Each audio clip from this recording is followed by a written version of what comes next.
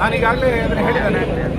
ಕಾಂಗ್ರೆಸ್ಸಿಗೆ ಪ್ರಜಾಪ್ರಭುತ್ವದ ವ್ಯವಸ್ಥೆಯ ಮೇಲೆ ನಂಬಿಕೆ ಇಲ್ಲ, ಸಂವಿಧಾನದ ಮೇಲೆ ವ್ಯವಸ್ಥೆಯ ಮೇಲೆ ನಂಬಿಕೆ ಇಲ್ಲ, ಕಾನೂನಿನ ಮೇಲೆ ನಂಬಿಕೆ ಇಲ್ಲ, ಲೋಕಸಭೆಯಲ್ಲಿ ಆಗುವಂಥ ಚರ್ಚೆಗಳ ಮೇಲೆ ನಂಬಿಕೆ ಇಲ್ಲ. ಚರ್ಚೆಯಲ್ಲಿ ಪಾಲ್ಗೊಂಡ್ರೆ ಪರಿಹಾರ ಸಿಗ್ಬೋದು, ಚರ್ಚೆಯಲ್ಲಿ ಪಾಲ್ಗೊಳ್ಳೋದಿಲ್ಲ, ನಾನು ಚಳುವಳಿಯನ್ನು ಮಾಡ್ತೀನಿ ಅಂತಾದರೆ ಕಾಂಗ್ರೆಸ್ ಮುಂದಿನ 50 ವರ್ಷಗಳ ಕಾಲ ಚಳುವಳಿಯನ್ನೇ ಮಾಡ್ಕೊಂಡಿರಬೇಕು. ಬಿಟ್ಟರೆ ಕಾನೂನನ್ನು ರೂಪಿಸುವಂಥ ಜಾಗದಲ್ಲಿ ನಾವೇ ಇರ್ತೇವೆ. ದೇಶಕ್ಕೆ ಬೇಕಾದಂಥ ಒಳ್ಳೊಳ್ಳೆಯ ಕಾನೂನುಗಳನ್ನು ನಾವು ರೂಪಿಸ್ತೇವೆ. ಯಾವುದೋ ಬೇಡಿಕೆಗಳನ್ನು ಇಟ್ಟುಕೊಂಡು ನಿಜವಾಗಿ ಚರ್ಚೆಗಳನ್ನು ಮಾಡೋದಾದರೆ ಕೇಂದ್ರ ಸರ್ಕಾರ ಎಲ್ಲದಕ್ಕೂ ಚಳುವಳಿಯ ಹೆಸರಿನಲ್ಲಿ ಅರಾಜಕತೆಯನ್ನು ಸೃಷ್ಟಿ ಮಾಡೋದನ್ನು ಭಾರತೀಯರು ಒಪ್ಪೋದಿಲ್ಲ. ಸೈನಿಕರ ಮೇಲೆ ಕಲ್ಲು ತೂರಾಟವನ್ನು ಚಳುವಳಿ ಅಂತ ಹೇಳಲಿಕ್ಕೆ ಸಾಧ್ಯ ಇಲ್ಲ. ಪೊಲೀಸರ ಮೇಲೆ ಹಲ್ಲೆಯನ್ನು ಚಳುವಳಿ ಅಂತ ಹೇಳಲಿಕ್ಕೆ ಸಾಧ್ಯ ಇಲ್ಲ. ಇಂಥ ಚಳುವಳಿಗಳು ಮುಂದುವರೆದ್ರೆ ಕೇಂದ್ರ ಸರ್ಕಾರ ಯಾವ ಕ್ರಮಗಳನ್ನು ತೆಗೆದುಕೊಳ್ಬೇಕು ಅಂತ ಕೇಂದ್ರ ಸರ್ಕಾರ ಯಾವುದು ಅನ್ನುವಂಥದ್ದೇ ಇವತ್ತು ಗೊತ್ತಾಗ್ತಾ ಇಲ್ಲ. ಇವತ್ತು ಗೃಹ ಇಲಾಖೆಯ ಜವಾಬ್ದಾರಿಯನ್ನು ಹೊಸಬ್ರು ತೆಗೆದುಕೊಂಡ ನಂತರ ಯಾವುದು ಗೃಹ ಇಲಾಖೆಗೆ ಆದ್ಯತೆ ಎನ್ನುವಂಥದ್ದನ್ನು ಇವತ್ತು ಸರ್ಕಾರ ಸ್ಪಷ್ಟಪಡಿಸಬೇಕು.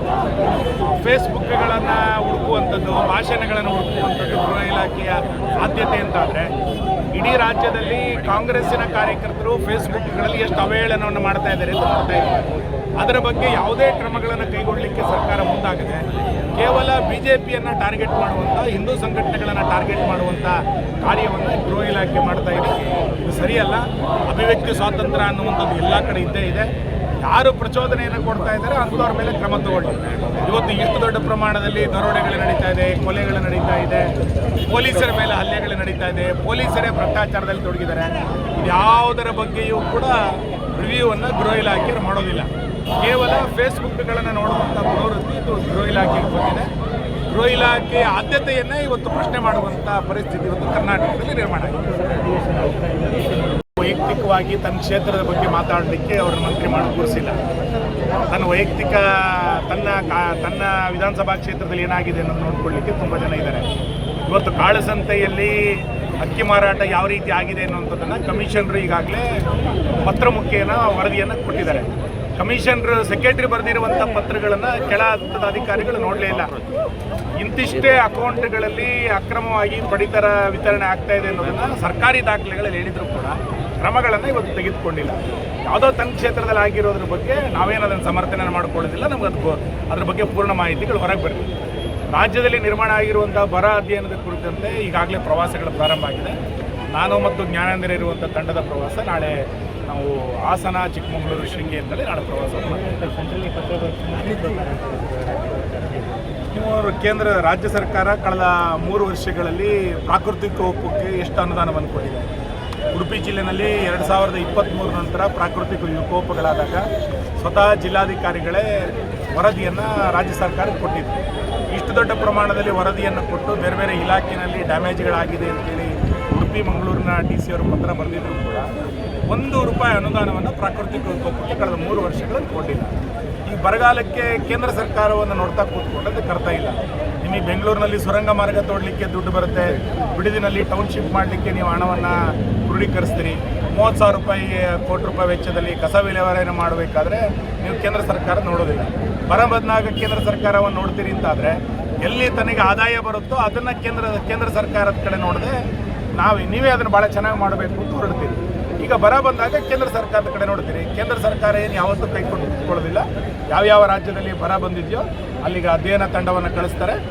ಮಾನದಂಡಗಳ ಪ್ರಕಾರ ಖಂಡಿತ ಅದಕ್ಕೆ ಅನುದಾನಗಳನ್ನು ಕೇಂದ್ರ ಸರ್ಕಾರ ಕೊಟ್ಟೆ ಕೊಡ್ತಾರೆ. ವಿದ್ಯಾರ್ಥಿಗಳಿಗೆ ಮತ್ತು ಯುವಕರಿಗೆ ಭಾಳ ದೊಡ್ಡ ನ್ಯಾಯವನ್ನು ಉದ್ಯೋಗದ ಮುಖಾಂತರ ಕೊಡಬೇಕಾಗಿದ್ದಂಥ KPSCನಲ್ಲಿ ಪ್ರತಿದಿನ ಒಂದಲ್ಲ ಒಂದು ಹಗರಣಗಳು ಹೊರಗೆ ಬರ್ತಾ ಇರೋದು ಸಹಜವಾಗಿ ಯುವಕರಲ್ಲಿ ಒಂದು ಆತಂಕವನ್ನು ಸೃಷ್ಟಿ ಮಾಡಿದೆ. KPSCಯಲ್ಲಿ ನಡೀತಾ ಇರುವಂಥ ಭ್ರಷ್ಟಾಚಾರದ ಕುರಿತಂತೆ ವಿಧಾನಸಭೆಯ ಒಳಗೆ ನಾನೇ ಈ ವಿಷಯವನ್ನು ಪ್ರಸ್ತಾಪ ಮಾಡಿ ವಿವರವಾಗಿ ಇದನ್ನು ಚರ್ಚೆ ಮಾಡಿದ್ದೆ. ಇವತ್ತು KPSC ಅಧ್ಯಕ್ಷರೇ ಇದರಲ್ಲಿ ಭಾಗಿಗಳಾಗಿದ್ದಾರೆ. ನೇಮಕಾತಿಯಲ್ಲಿ ಕೋಟಿಗಟ್ಟಲೆ ಹಣವನ್ನು ತೆಗೆದುಕೊಂಡಿದ್ದಾರೆ ಎನ್ನುವಂಥದ್ದು ಇವತ್ತು ಧ್ವನಿಮುದ್ರಿಕೆಯ ಮುಖಾಂತರ ಗೊತ್ತಾಗ್ತಾ ಇರುವಂಥದ್ದು ಆತಂಕದ ಸಂಗತಿ. ಸರ್ಕಾರ ಎಲ್ಲಾದರೂ ಒಂದು ಕಡೆ ಇದಕ್ಕೆ ಕಟ್ಟುನಿಟ್ಟಿನ ಕ್ರಮಗಳನ್ನು ತೆಗೆದುಕೊಳ್ಳಲಿಕ್ಕೆ ಮುಂದಾಗಬೇಕು.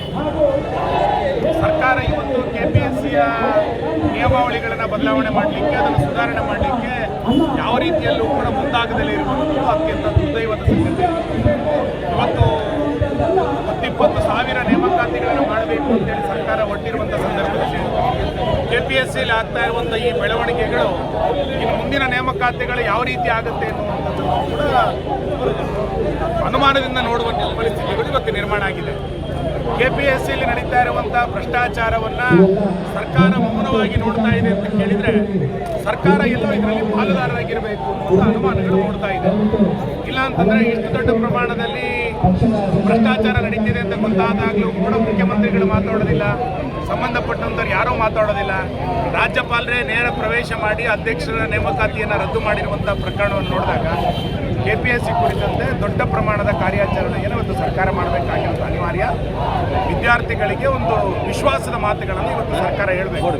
ವಿಶ್ವಾಸದ ಮಾತುಗಳನ್ನು ಹೇಳಿಲ್ಲ ಅಂತಾದರೆ ಮುಂದಿನ ಎಲ್ಲ ಆಯ್ಕೆಯ ಪ್ರಕ್ರಿಯೆಗಳು ಅನುಮಾನದಿಂದನೇ ಕೊಡುತ್ತೆ ಮತ್ತು ಒಂದೊಂದು ಆಯ್ಕೆಗೆ ಇಂತಿಷ್ಟೇ ದುಡ್ಡುಗಳನ್ನು ಕೊಡಬೇಕು ಅನ್ನುವಂಥದ್ದನ್ನು KPSC ಫಿಕ್ಸ್ ಮಾಡಿರೋದನ್ನು ನೋಡಿದಾಗ ಸರ್ಕಾರ ಇದರ ಪಾಲುದಾರಿಕೆಯನ್ನು ಇವತ್ತು ಬಹಿರಂಗ ಮಾಡಬೇಕಾಗುತ್ತೆ. ಇದನ್ನು ಮುಖ್ಯಮಂತ್ರಿಗಳು ತಕ್ಷಣ ಯುವಕರನಿಗೆ ಒಂದು ವಿಶ್ವಾಸದ ಮಾತುಗಳನ್ನು ಹೇಳಬೇಕು ಅಂತ ನಾನು ಆಗ್ರಹಿಸ್ತೇನೆ.